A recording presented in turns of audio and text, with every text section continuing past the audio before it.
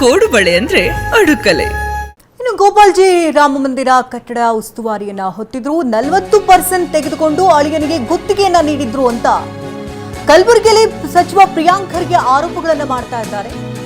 BJP ಅಯೋಧ್ಯೆಯಲ್ಲಿ commission ಅನ್ನ ತೆಗೆದುಕೊಂಡಿದ್ದಾರೆ. ಅವರ ರಾಜ್ಯದಲ್ಲಿ ಆಸ್ತಿ ಖರೀದಿ ಮಾಡಿದ್ರೆ ದೂರು ಕೊಡ್ಲಿ, ನಮ್ಮ ಹತ್ರ ಮಾಹಿತಿ ಇದೆ ಅಂತ ಪ್ರಿಯಾಂಕ್ ಖರ್ಗೆ ಗುಡುಗಿದ್ದು. ಇವತ್ತು ಟ್ರಸ್ಟ್ ಮೀಟಿಂಗ್ ಇರೋದು ಯಾವ ವಿಚಾರಕ್ಕೆ? ಚಂಪತ್ ರಾಯ್ ಹಾಗೆ ಗೋಪಾಲ್ ಮಿಶ್ರಾ ರಾಜೀನಾಮೆ ಬಗ್ಗೆ ಅಲ್ವಾ? ಇವರೆಲ್ಲ ಯಾರು, ಎಲ್ಲಿನ ಟ್ರೈನಿಂಗ್ ತೆಗೆದುಕೊಂಡಿದ್ದಾರೆ? RSS ನಿಂದ ಟ್ರೈನಿಂಗ್ ತೆಗೆದುಕೊಂಡಿದ್ದಾರೆ ತಾನೆ? ಹಾಗಂತ ಕಲಬುರಗಿಯಲ್ಲಿ ಸಚಿವ ಪ್ರಿಯಾಂಕ್ ಖರ್ಗೆ ಗುಡುಗಿದ್ದಾರೆ.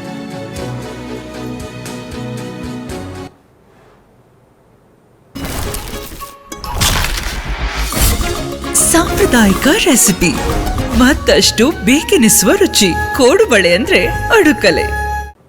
ಗೋಪಾಲ್ಜಿ, ಗೋಪಾಲ್ಜಿ ದೇವ್ರ ಹೆಸರು. ಗೋಪಾಲ್ಜಿನೂ ದೇವ್ರ ಹೆಸರ, ಗಣೇಶ್ಜಿನೂ ದೇವ್ರ ಹೆಸರೇ.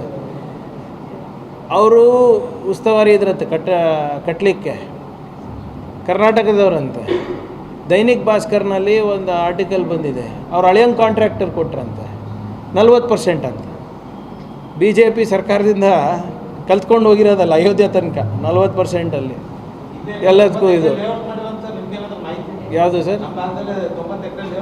ನೀವು ಕಂಪ್ಲೇಂಟ್ ಕೊಡಿ ಸರ್, ಆಮೇಲೆ ತೋರಿಸ್ತೀನಿ ನಿಮಗೆ. ಮಾಹಿತಿ ನನ್ನ ಹತ್ರ 100 ಇರ್ಬೋದು. ನೀವು ಒಂದು ಕಂಪ್ಲೇಂಟ್ ಕೊಡಿ, ನೀವು ದೇಣಿಗೆ ಕೊಟ್ಟಿದ್ದೀರಾ, ನಿಮ್ಮ ದೇಣಿಗೆ ನಮ್ಗೆ ಸಿಕ್ಕಿಲ್ಲ, ರಿಸಿಪ್ಟ್ ಇಲ್ಲ, ನನಗೆ ಏನಾಗಿದೆ ಗೊತ್ತಿಲ್ಲ ಅಂದರೆ ನೀವು ಕೊಡಿ, ನಾನು ಮಾಡಿಸ್ತೀನಿ ಅಂತ. ಈಗ ಇವರೆಲ್ಲರೂ ಕೂಡ ಯಾವ ಮೂಲ ಮಟ್ಟದಿಂದ ಬಂದಿರೋದು? ಈ 3 ಜನ ಆರೋಪಿ. ಇವತ್ತು ಟ್ರಸ್ಟ್ ಮೀಟಿಂಗ್ ಇದೆ ಅಂತ ಇದ್ದೀರಲ್ಲ, ಯಾರ ಬಗ್ಗೆ ಚರ್ಚೆ?